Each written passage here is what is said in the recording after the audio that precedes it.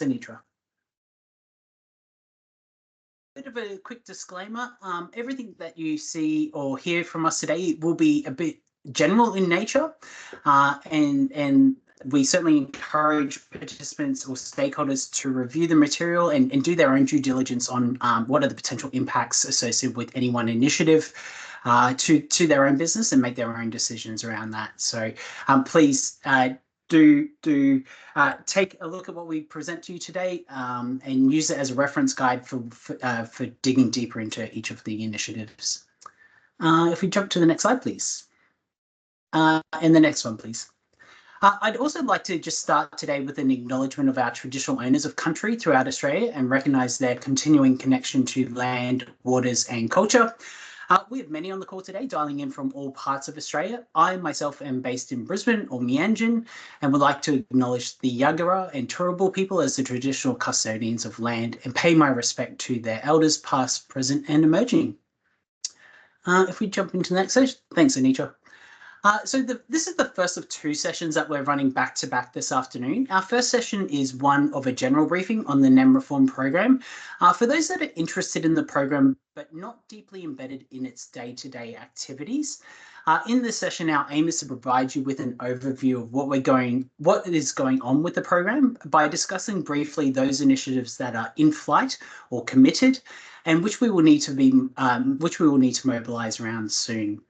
It's fair to say that this session is very much focused on the here and now. We will follow this with our second session of the day, looking at the NEM reform implementation roadmap. And this will provide us with a more holistic understanding of what is occurring over that longer term planning horizon.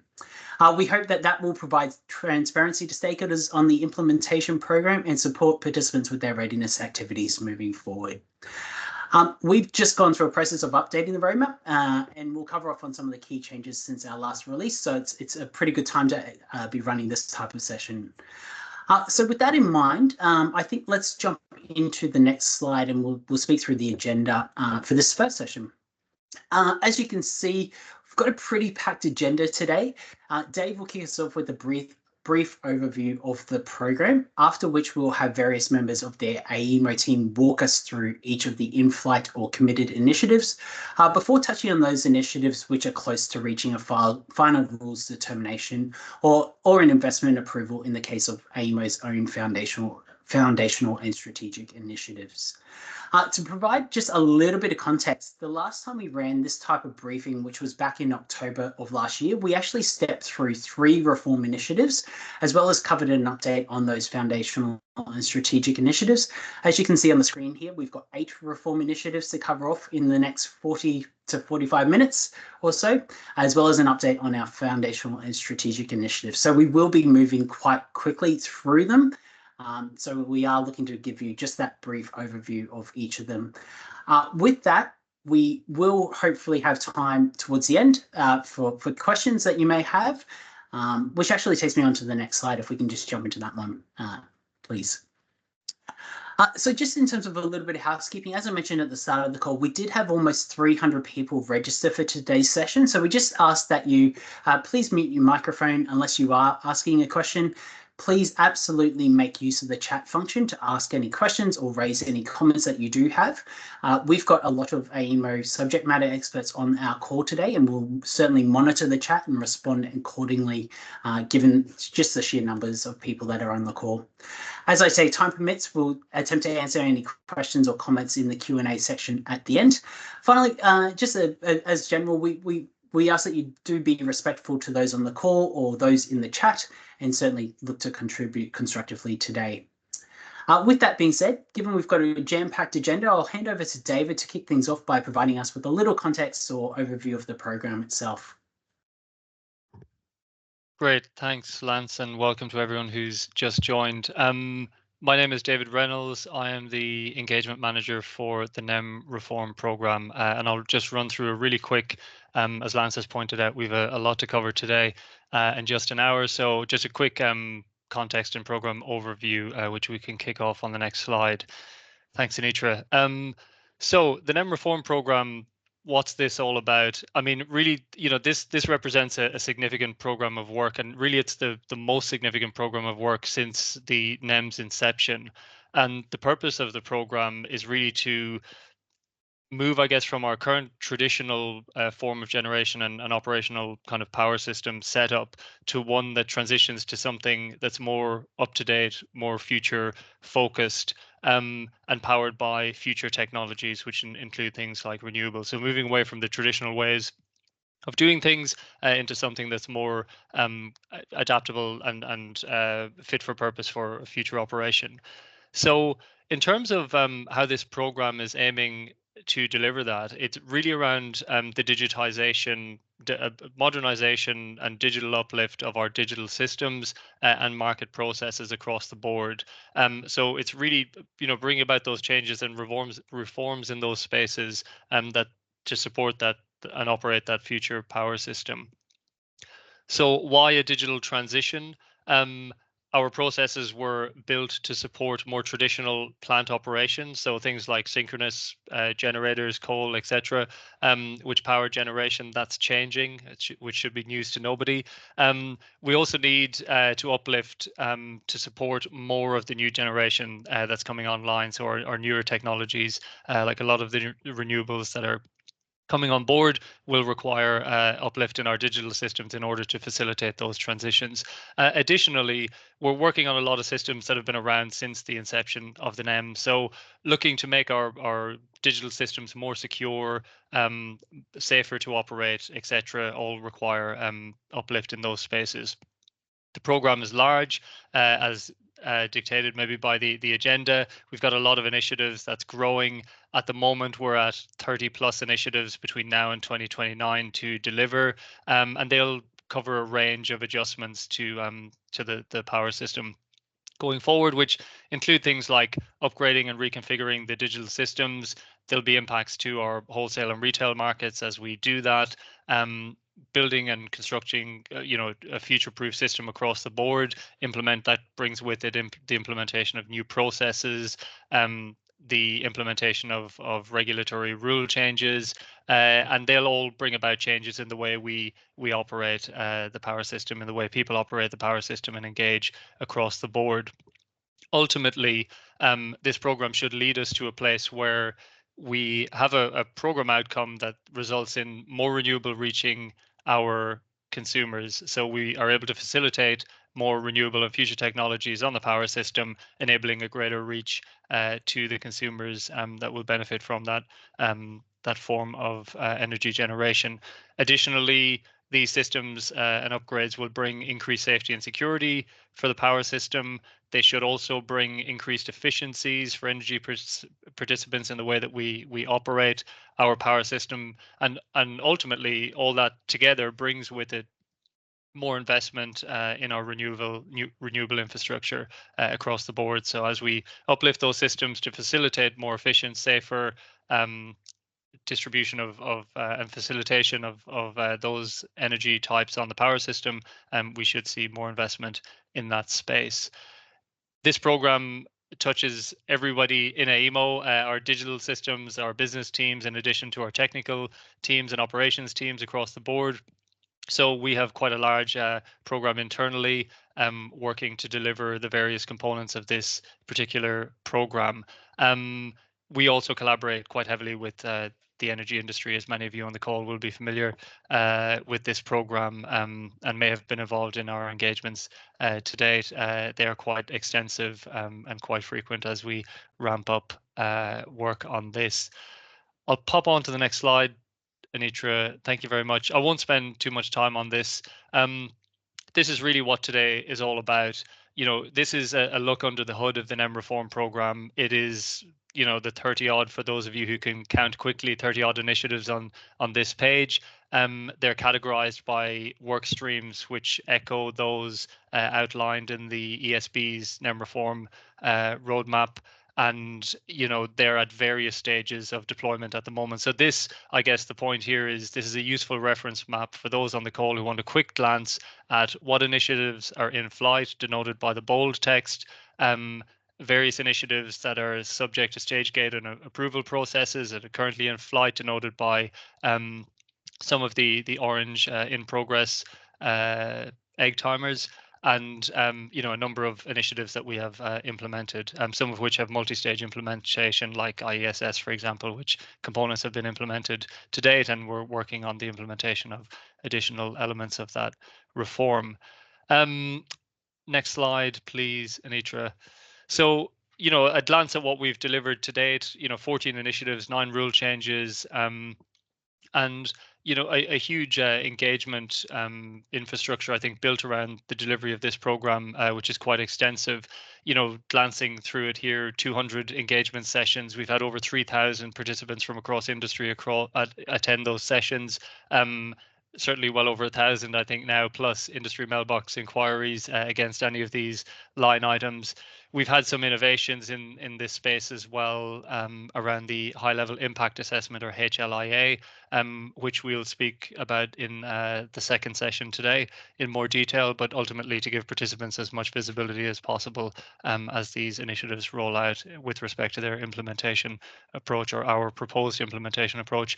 And extensive engagement on our foundational and strategic initiatives, which are really looking towards that digital uplift capability. So we've had extensive engagement across the board on delivering those particular initiatives, and it's been quite successful. It's led to the development of business case endorsement, and it has been endorsed by executives from across industry as well. Next slide, please, Anitra.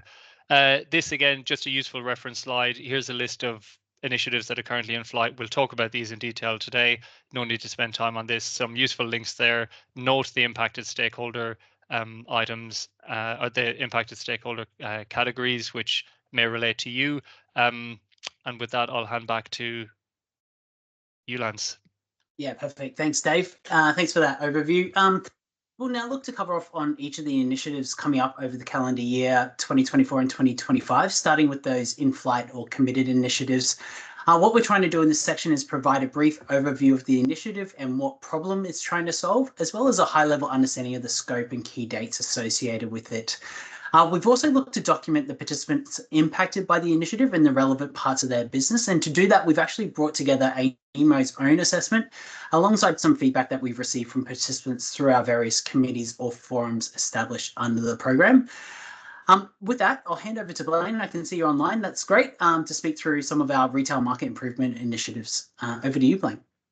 Thanks, Lance, and good afternoon, everybody.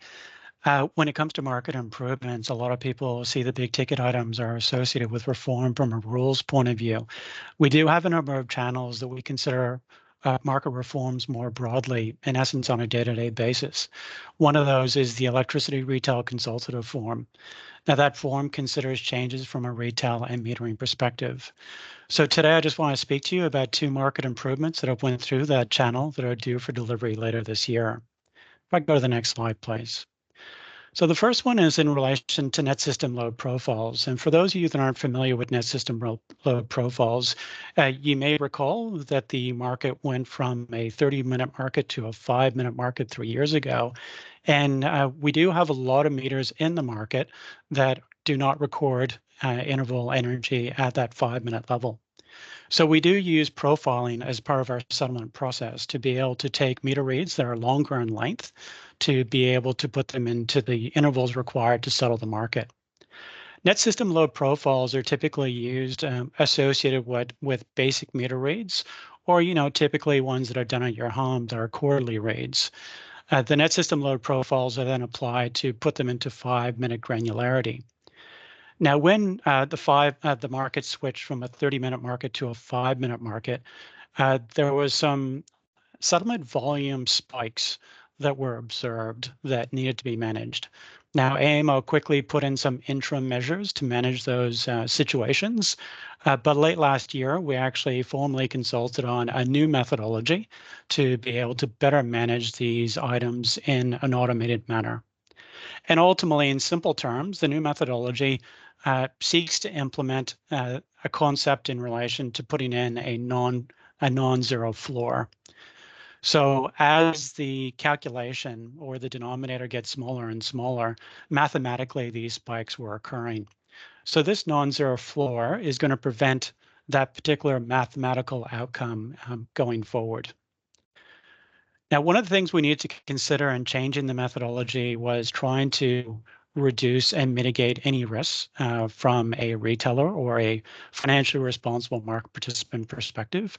So we deliberately sought to implement this in what's referred to as a shoulder period. So typically a period that has less volatile pricing events, which means that any minor change in the underlying settlement values is managed more appropriately and isn't applied to a larger price if an event was to occur. So when it comes to this new methodology, we are proposing to implement it or make it effective from 29th September this year. There's a lot of benefits to this, including the ones you see on screen there, making sure that the NSLP shape is more indicative of the read that we're trying to break into 5-minute intervals. And we want to make sure that we eliminate instances where we get unintended outcomes associated with settlements. We'll just go to the next slide, please. The second initiative was in relation to substitution types and reason codes. And once again, for those of you that aren't familiar, metadata providers have responsibilities to provide meter reads to AMO for various purposes, including market settlements.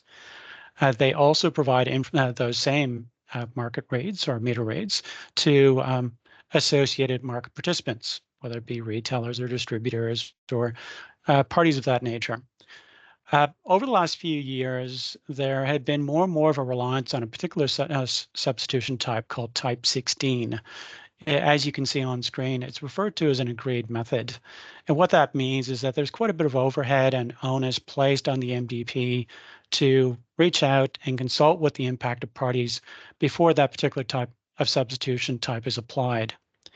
As part of the review that was done through the ERCF that I mentioned earlier, there was a lot of value that was seen to occur if we were able to remove that substitution type from our metrology procedures and instead replace them with the underlying methods that were typically used in those scenarios.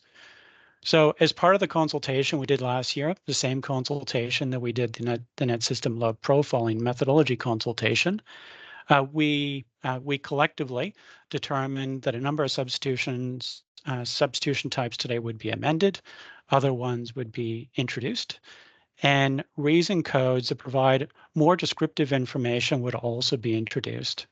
So you can see some of the key benefits in the bottom left corner. We want to make sure that the substitution types are quite insightful to the people that are receiving them. Also, the reason codes are a lot more informative for both the recipient as well as customers. We want to make sure that downstream processes are as efficient as possible, and we want to reduce manual handling as much as possible as well. So if I just go to my last slide, please. At a really high level, when it comes to these two market improvements, from a market sector point of view, we see a few changes being required to support these introductions. If you are a financially responsible market participant, you would have to be in a position to be able to ingest the 7 4 new and 3 renamed substitution types from the 4th of November this year. You need to be able to ingest the 10 new reason codes, so were also determined late last year through consultation. And when it comes to retailers or financially responsible market participants, you also need to ingest the NSLP floor values that AMO will be providing from the 29th of September this year.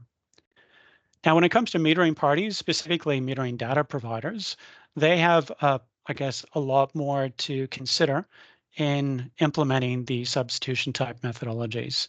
They actually have to be able to apply those methodologies. They then need to provide metering data with those substitution type flags associated with those ratings, including the reason codes for why they're being applied. They also need to make sure that they don't inadvertently use substitution type 16 from the 4th of November this year going forward. When it comes to distributors, they probably have the smaller change from a high level perspective.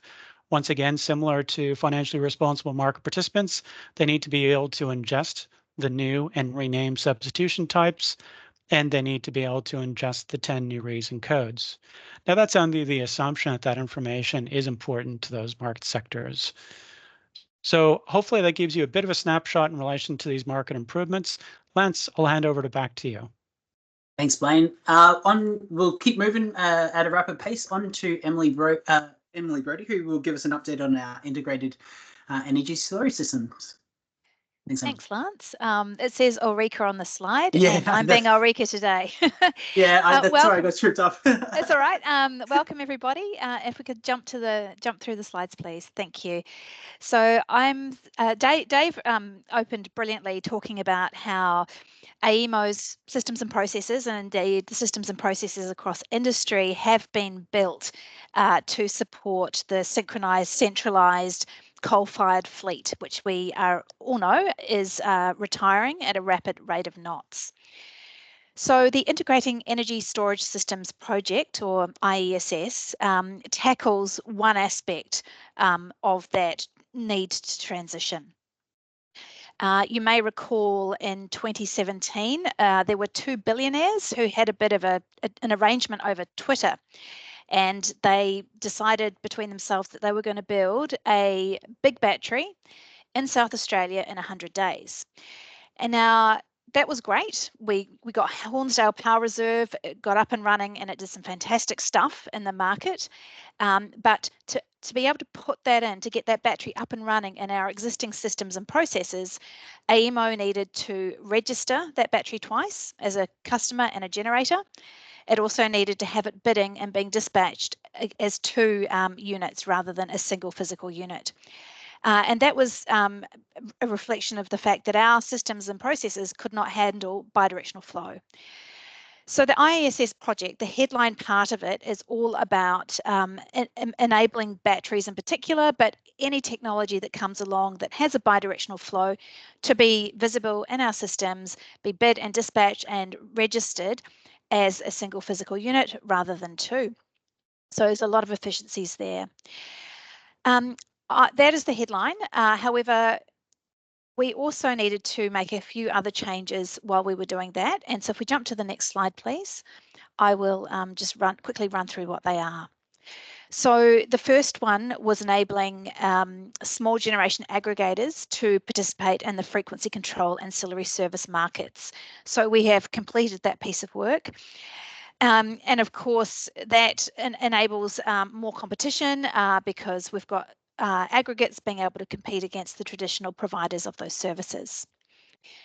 The next piece that was implemented under this project was aggregated dispatch conformance. And so what that's about is, again, providing additional flexibility to the new kinds of connections that we are seeing.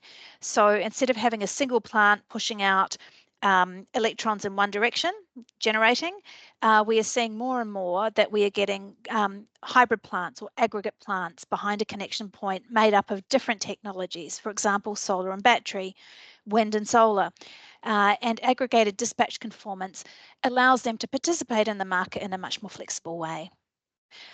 The fourth change that is being delivered in less than 2 weeks is around non-energy cost recovery. And so changes have been made there to better reflect the need for non-energy services that AEMO coordinates and provide better incentives for more efficient behaviour as we see more distributed generators and batteries and so forth coming into the market. So non-energy cost recovery are things, we recover costs for things like frequency control, reliability, provision of reliability services, any non-market services and so on. And then finally, bidirectional unit bidding and dispatch will also be delivered in less than 2 weeks. And again, I spoke to that earlier. Next slide, please. The next, I'm assuming that you will receive this pack or have already received it, so I won't dwell on this slide. It's simply to show that we are tracking through in a methodical way to implement this. And again, similar to before, I'll just jump over this slide. The final slide shows where the impacts are for participants. As you can see, anyone who is a battery or provides bidding systems to batteries is heavily affected. And then this slide also touches on the other participant types who are affected by the changes to the non-energy cost recovery piece. And I will leave it there. So thank you for your time. Brilliant. Thank you, Emily. And Emily is right. Everyone on the call should have received the pack yesterday. If you haven't, reach out to us and we'll certainly get it through to you. We'll keep moving over to Oliver to speak through our frequency performance payments. Thanks, Oliver. Thanks, Lance. Good afternoon, everyone. So the frequency performance payments reform came out of a rule change made by the AEMC in their PFR incentives process in late 2022. And what we are implementing here comes into effect from June next year. So that's our kind of time span that this reform is working within. What is it about? Well, I'll start with a very quick explanation of frequency. Frequency refers to the number of times per second the alternating current, AC, in our power system changes direction. And we pick a number and stick close to that in all our technical standards because it really helps to keep everything going. Basically, I probably don't need to say more than that. But as the generation mix changes, as we have more and more different generators, and as we have loads becoming more sophisticated about how they respond to price and different things, the task of keeping frequency at 50 hertz has become more difficult. So the AEMC, in consultation with stakeholders and ourselves and others, have introduced both a requirement that facilities provide primary frequency response, which is a good thing to help frequency if they can. And also we have a system of economic incentives for good frequency behavior. So to go to the fourth dot point under overview, under the new arrangements, the impact of generators and large loads on power system frequency will be calculated every 5 minutes. So that's the length of a dispatch interval in the NEM, with incentive or penalty payments being allocated based on the impact of a particular generator or large load. And the positives will equal the negatives in each 5-minute interval. Given we are going to all the trouble of capturing a whole lot of 4-second performance data and completing these complex calculations every 5 minutes, we're also going to use the contribution factors, the factor that each facility gets out of this process, going to use those to allocate what we call regulation, frequency control and ancillary services, or Reg FCAS, which is sort of like the cruise control of the power system, and it's all bid and arranged with facilities in advance, and then they get paid for providing Reg FCAS. That money has to be allocated somehow, and the current system, which provides a contribution factor covering 28 days, is being replaced with one every 5 minutes. Key benefits are, well, the cost and value of helpful and unhelpful frequency performance will be transparently priced, allowing facility operators to make informed decisions about their own operation and investments.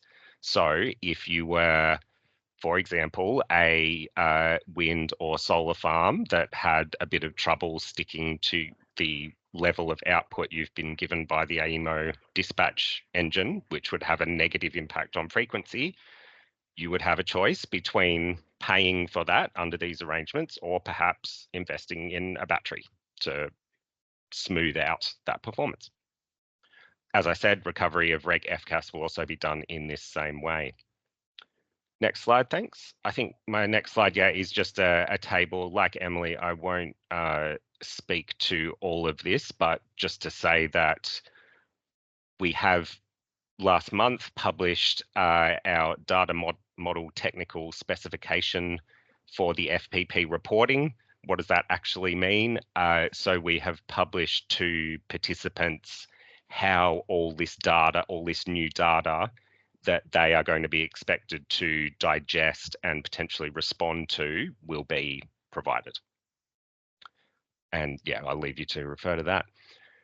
In terms of the participant impact assessment, I won't talk again to the objective of this reform or the key dates, but look, it's in a lot of ways, there's not that many pieces of the puzzle are impacted by the FPP reform. For example, there's no impact on the participant registration process. There's no impact on the bidding and dispatch process per se, although I'll come back to that in a second. There's no new metering obligations, although to get a individual contribution factor, you do need to have the metering that can provide AEMO with 4-second SCADA performance data. Otherwise, you go in the bucket of everyone who doesn't have that. There is an impact, of course, on settlements because we are creating a new bucket of money and we're moving that around. Just very quickly to come back to, finally, the impact on bidding and dispatch. We're saying on the right of this slide, there's no impact on the bidding and dispatch process. However, we have it highlighted as a moderate impact on the left for generators and scheduled loads. Why is that? Well, it's because the whole point of this rule change is to influence the behavior of those generators and scheduled loads. So it's not obligatory for them, but that's what we hope will happen. And I think I'll leave it there, Lance. Brilliant. Thank you, Oliver. I'll hand back to Dave to talk us through our Sky to Light initiative, which is actually one of our AEMO's foundational and strategic initiatives. Thank you. Great, thanks, Lance. Yes, SCADA Lite. So SCADA Lite, really the focus here is to enable non-NSP, so non-network service provider participants to establish bidirectional connections to exchange operational information. So things like telemetry and control with AEMO. That's the core kind of, I guess, objective of the SCADA Lite program, is to establish that bidirectional connection. So with that capability, that will enable participants like demand response service providers providing wholesale demand response to, I guess, work with those connections, in addition to generators or integrated service providers who at present are not able to exchange information or controls with AEMO via the NSP or via the network service provider. So I guess, going forward, as we think through what an evolving and transitioning NEM market will look like in the future, it will involve several non-NSP participants in addition to the already existing ones, kind of going forward and participating in the market in a different way. It's been onerous for those current participants to establish any kind of telemetry connection with AEMO using the Intercontrol Center Communications Protocol, which we currently support at AEMO. So the intention is for SCADA Lite to deliver those requirements, which have been outlined in the WDR guidelines and the Power System Data Communication Standard as well, and work to deliver in line with those requirements at that bidirectional communication path that will enable participants to communicate and AEMO to communicate and that data. So the benefits really of SCADA Lite is, once deployed, it will provide a platform for those non-NSP participants to have that connection with AEMO using the ICCP protocol, and it will allow certain initiatives like integrating price responsiveness resources into the NEM. It will allow those initiatives to open up new market opportunities for those participants, those non-NSP participants, once accessible telemetry data and exchange channels are available. So we see this kind of as a new way of communicating with participants, and participants communicating with us to establish I guess a number of opportunities across a number of reforms where that access to date has been quite onerous and difficult and expensive. So in terms of key dates, just at a very high level, really you can jump on to the next slide. That's fine, Anitra, thank you. We've commenced our development on this or we will be commencing on the 24th of May, so in a few days. Our build and configuration process, all other dates are in the future. So, we're looking for pilot testing a solution ready for pilot testing in August 24, 30th of August, completion of pilot testing around September, external guidelines at the start of October with a production release at the end of October. That's the high level run. I guess these dates are kind of TBC at the moment. We've kind of established this run of play that may be subject to change, just as an FYI, but at the moment that's the current path as we can best estimate to date. In terms of the participant impact assessment going forward, really we've got moderate impacts to DRSPs and integrated resource providers in the registration and bidding and dispatch categories. So DRSP seeking to register volumes greater than 5 megawatts of wholesale demand response from a single site or an aggregation who don't currently provide telemetry data to an NSP will require a SCADA connection, and then an option for integrated resource providers and generators seeking some kind of transitional SCADA light connection where the NSP doesn't currently support that service. We will see lower impacts to some of the operational systems on AEMO's side, which we may see some response to instructions and signals from a SCADA light feed. I guess I note there's a hand up. I think we will deal with that if it's okay at the back end of the session, Lance, and I'll hand back to you. Yeah, certainly. Campers, we'll get to your question in a little bit. We're certainly tracking on time at the moment, so that's great. Handing back to Oliver to talk through the Enhanced Reserve Information Initiative that's coming up. Thanks, Lance. So this will be a fairly brief one from me. We had a recent determination from the AMC in March on what in the end was called the Enhancing Reserve Information Rule Change. At the start, this process, and for I think a couple of years, this process was looking at the creation of an operating reserve market. But following extensive consultation, that was rejected. And instead, AEMO will be providing some new information about reserves. So instead of giving a signal to the market about the reserve, the overall or relative reserve position through a process of bids and settling on a market clearing price, we're just going to provide some information about the status. In particular, AEMO will publish the availability of all scheduled generators. So what exactly that means is their nameplate capacity, their max capacity, less any inhibitions on that might exist on that day due to, for example, fuel availability. And that will be aggregated by NEM region. And we will then also publish the state of charge of grid scale batteries aggregated by region. That part of the implementing that is in 2 steps.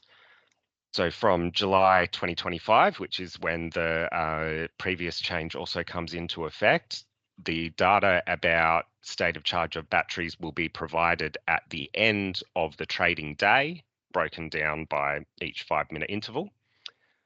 From July 2027, it will be provided in near real time, each 5-minute interval, aggregated by region. The key benefit of this change is that it will allow participants to make more informed decisions about their own behaviour, including when periods of tighter supply and demand balance or higher prices might be coming in the wholesale electricity market. The key dates, as I said, are the 1st of July next year for the first lot of changes and the 1st of July 2027 for the near real-time state of charge for batteries. We've got here some indicative key dates. Yeah, I think skip over that. They're there for your reference, just to say that because we've only had this one relatively recently, we haven't published our dates are only indicative at this stage, although that will change shortly. In terms of the impacts here, yeah, there is certainly a small impact on scheduled generators and bidirectional units, but it is very small. There will be a small amount of additional information collected through the registration process, and then it's similar to the other reform I was talking about, FPP. The intention is that this potentially impact the bidding and dispatch behaviour of generators and bidirectional units. Thanks, Lance. Brilliant. Thank you, Oliver. On to the last of our in-flight and committed initiatives. I'll hand back to Dave to talk us through the improving security frameworks for the energy transition rule change. Thanks, Lance. And this is one that may be familiar to a number of you. Formerly, it was known as the OSM, or the Operational Security Mechanism, and had several names, ECS, and I can't remember now, names prior to that. So this particular initiative really is quite recent. It was the 28th of March 2024 when the AMC released its final rule change on the ISF. And the focus of the final rule change is to build on some of the existing tools within the power system and the frameworks within the power system to enhance system security procurement frameworks. So it's looking at its focus really is around addressing some of the system security challenges associated with the transition by reducing, reliance on directions and providing better incentives for participants to invest in systems and services that support system security in the longer term. It also looks to increase transparency on system security needs and the understanding of those needs, and again, how AEMO plans to manage security as we move through the transition. So some of the key benefits here and enhancement and changes that we'll see going forward will primarily be to the procurement frameworks. They'll be expanded, particularly the NMAS, or non-market ancillary services framework, to include a transitional services framework, which will be combined with AEMO's enablement capabilities. And so hopefully it should improve AEMO's ability to maintain power system security going forward. So it'll involve things like the procurement of security services, which provide consumers with better assurances that the power system security needs will be met through the transition. It should reduce market interventions going forward that are currently required for system security purposes, improve things around transparency, and the final rule is really about amending those frameworks and systems and bolstering our understanding of the power system to keep costs and complexity as low as possible. So a real focus on reducing complexity in the changes made in the final rule. I guess a summarization of the key benefits of this particular initiative. In terms of timing, one near-term objective, which is around the transitional services framework, which is targeting June 2024, and that's around the procurement of those system security services. So working to get that framework and details around that underway. We've got changes to how directions reporting will change in July, and we've got the revisions to the inertia framework and TNSP cost recovery for non-network system security costs commencing in December 2024, August 2025 being a publication of the full security enablement procedures, with December 2025, early December 25 being the full enablement obligations go live. That is a snapshot of the improving security frameworks. Reference slide there for dates. Thanks, Anitra. And then in terms of participant impact assessment, look, I think here that the big ticket items are bidding and dispatch for AEMO. So we will have to schedule the providers of those system security services in an operational time frame. So some changes there in our operational capabilities likely for AEMO, and then TNSPs likely around settlements and those security contracts with their obligation to procure those particular services, we'll see some changes too. Thanks, Lance. Back to you. Thanks, Dave. So that concludes all of our in-flight or committed initiatives. What we're going to move on to are those that we see require mobilization activities. So these are close to reaching that final rules determination or the final investment approval from a NEM or foundational strategic perspective. So we're going to hear from Justin. He's going to talk us through a couple of initiatives, accelerating smart meter deployment and unlocking CR benefits through flexible trading. So over to you, Justin. Thanks. Thanks, Lance. So looking at accelerating smart meter deployment, so background to this rule change is the relatively slow installation of smart meters since the introduction of power choice. Based on AEMC analysis under the current regulatory program, the rollout of smart meters in the NEM would occur around 2040. So this rule seeks to accelerate the installation of smart meters in the NEM, as well as introduce some other reforms because of the acceleration. So the AEMC in their draft rule have proposed distribution networks to progressively retire their manually read meters over a 5-year period from 2025 to 2030. And that's what the AEMC have called the legacy meter replacement plan. Retailers would then engage their preferred metering coordinators to install smart meters during that 5-year period. The retirement of the manually read meters would occur in an efficient manner, such as via postcode, allowing scale efficiencies from an installation point of view. Supporting the acceleration or that LMRP are a few other changes. One is site defects, and that would require defects to be recorded in MSATs by the metering coordinator, as well as retailers recording if the customer has remediated that defect. Other changes to support the LMRP is shared isolation, and that would require coordination from distribution networks, retailers and metering parties to perform temporary outages to coordinate the installation of smart meters in place of those legacy meters. The installation of smart meters also allows the greater functionality for these meters to be used. So picking up on this functionality, the AEMC is requiring the power quality data be provided from the meters to the networks, allowing networks to monitor non-settlement related data such as volts, power factor and amps. Better monitoring of power quality data will allow networks to better manage their distribution system in an environment where customers are installing consumer energy resources. Finally, the rule also sets out AEMO to create an asset management strategy guideline document. The purpose is to ensure metering coordinators test and inspect meter installations in a cost-effective manner. And there are also some minor changes to the malfunctioning exemption process, which will allow metering coordinators to request the exemptions based on the type of testing that they've done. So from a timing perspective, what we're looking at is the AEMC in their draft has staggered the rule change.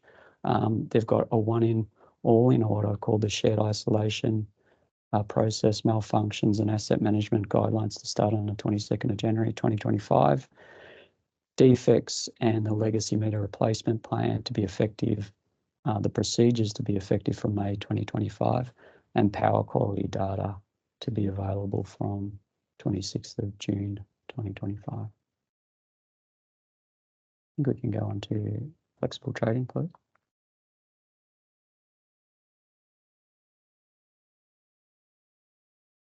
So this rule has a few elements to it. The first is to allow the separate measurement of consumer energy resources, which includes such things as solar panels, batteries, electric vehicles, hot water heaters, pool pumps. And the measurement would be done by a separate meter and downstream and with a NIMI, and that NIMI, and it would be downstream of the primary connection point. So the rule is nuanced in a couple of areas as well. So for large customers, they would be able to have multiple frumps. So for example, the primary connection point would be, say, frump A, and the secondary settlement point could be frump B.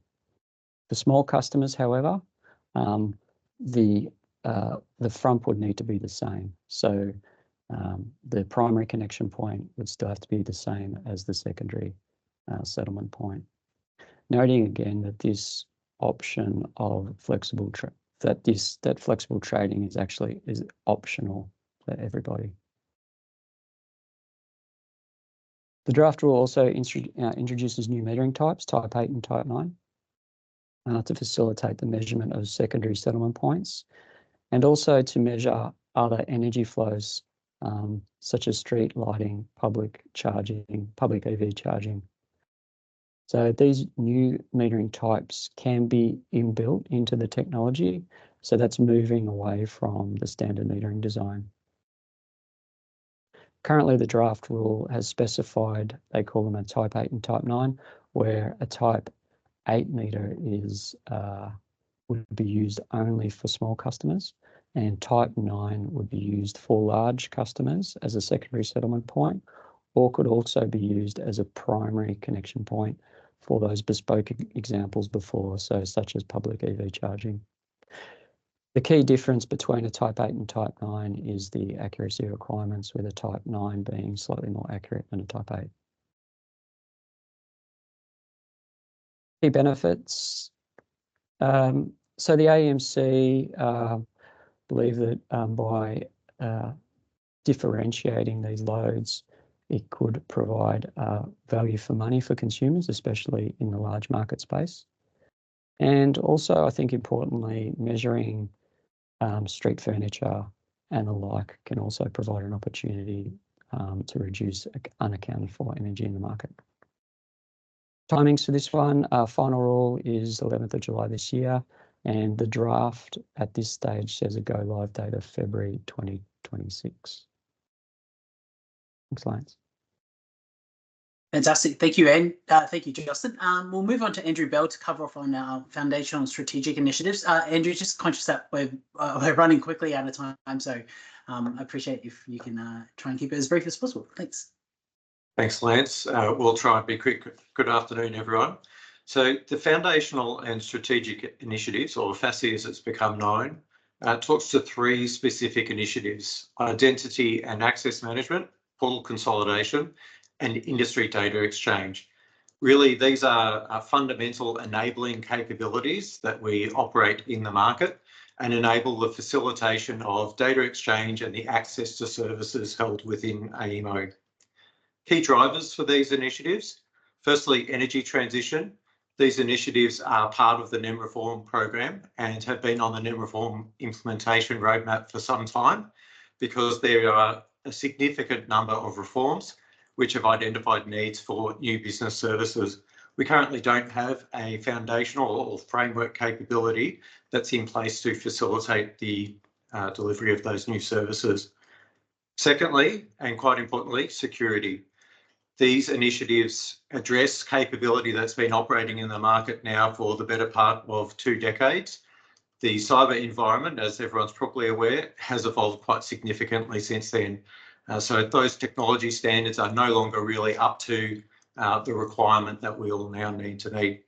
Thirdly, industry pain points. There was a lot of consultation with industry, which identified a number of challenges and a number of opportunities for improvement in this capability. In terms of key dates and status, a business case was developed with industry. We've had a little over a year of consultation, going through and understanding these initiatives and the approaches to their delivery, the architecture and the timing. That business case went through consultation and formal submissions and was endorsed with the Executive Forum back in March. It's now proceeding through AEMO's internal governance, and we're expecting an update in June. If we could go to the next slide, please. We'll just very quickly touch on some of the vision and benefits.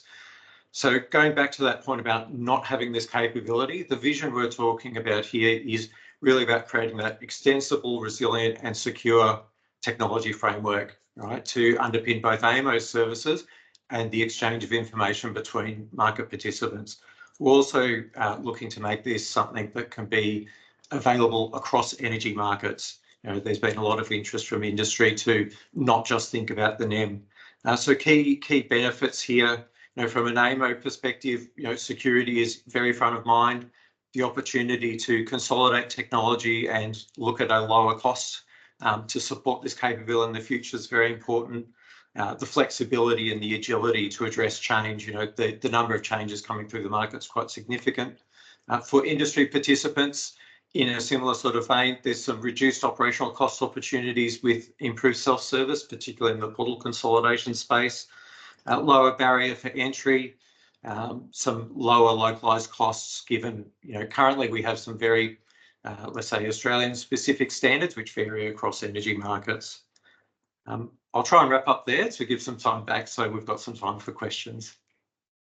Thanks, Andrew, and sorry for the crunch on time there. I am conscious of time in that we do have a second session coming up, so I won't open the floor up to Q&A today, but did want to give Cambiz, who had his hand up earlier, the chance to ask his question if he still wants to. Otherwise, we'll draw the meeting to a close. I did just want to call out before we do that, however, that there is many ways to get involved in the NEM reform program. So if any of what you've heard today has piqued your interest, within the reference material, within the slide pack, I should say, that we've sent out yesterday, you will see a list of different forums or committees that you can get involved in. There's also certainly many reference materials in which you can access to gain further understanding of each of these initiatives. What are the impacts? What are the likely changes? And what are the key dates associated with them? So we do encourage you to have a look at those moving forward. With that being said, I think we might draw the meeting to a close. Thank you all for registering your attendance today and for showing up. We certainly appreciate it. We certainly look forward to collaborating with you further on the NEM reform program as and when we do progress. Thank you.